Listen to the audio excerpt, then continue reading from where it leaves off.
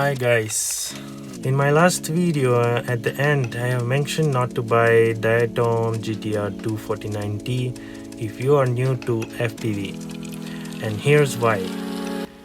When I first received my quad, I have just plugged the battery, binned it to my radio and assigned function buttons. I had a complete zero knowledge on how to tune this thing, and I was pretty sure that Dayton has already tuned it for me. I took it out in the open field to make a first flight, as you saw in my last video, but things did not go as I expected. When you fly in the liftoff simulator, you will not have the thing called prop wash oscillations. So it's basically, as I understand, when the disturbed mass of air is generated behind the propellers, and actually this happens.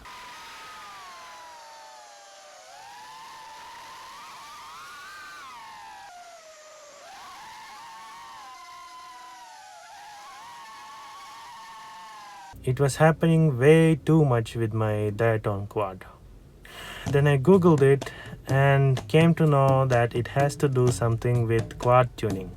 Specifically, PID values has to be tuned in Betaflight software. I checked my PID. To my surprise, it wasn't tuned by Diatom at all. It was a stock values.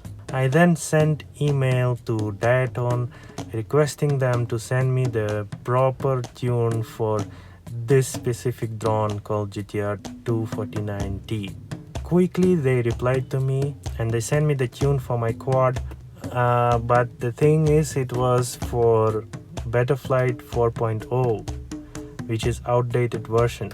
But I thought it's okay, I will just downgrade to 4.0 and peacefully fly the smooth tune of Diatom. But to my surprise, it became even much worse than it was before. The prop wash was so much worse. So I spent so many hours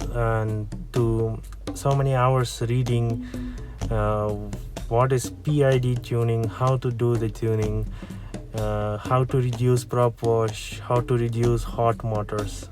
And the basic problem for me was, if I tune to reduce prop wash, I will get hot motors.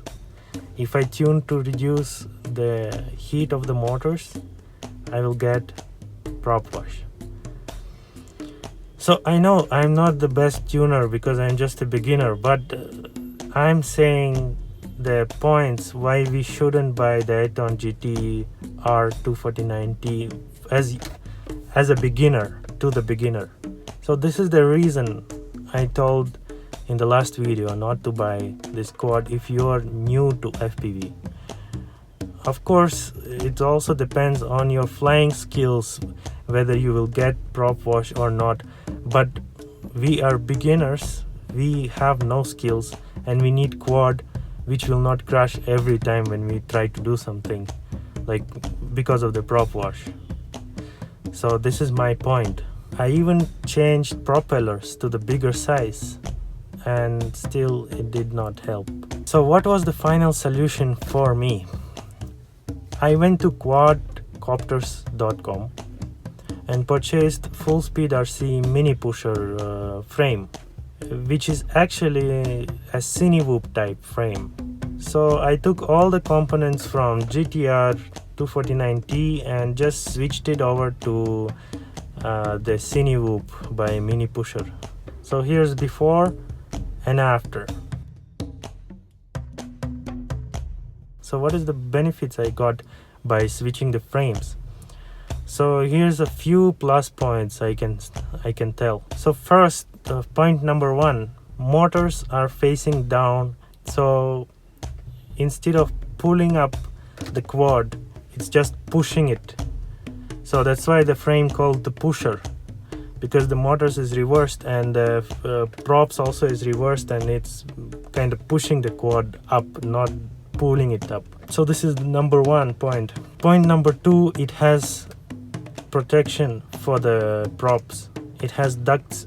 In this way you can just dash anywhere you want. You can even dash yourself while trying to fly between your legs, or do close shot behind your shoulders or something. You can dash peacefully. You can dash without fearing to damage your quad or somebody else, or damage some property, because the ducts is all around your props. And also I have added extra soft sponge type material around my ducts, and it helped a lot. I dashed several times and I got zero damage to my quad. It is still stable and it is still running well. Point number 3 of having CineWhoop as a beginner's quad is you can install GoPro or any other action cam on this frame. But this particular frame has already mount for GoPro naked or for Insta360 naked. So this is it, guys. Thanks for watching, guys, and see you in the next video.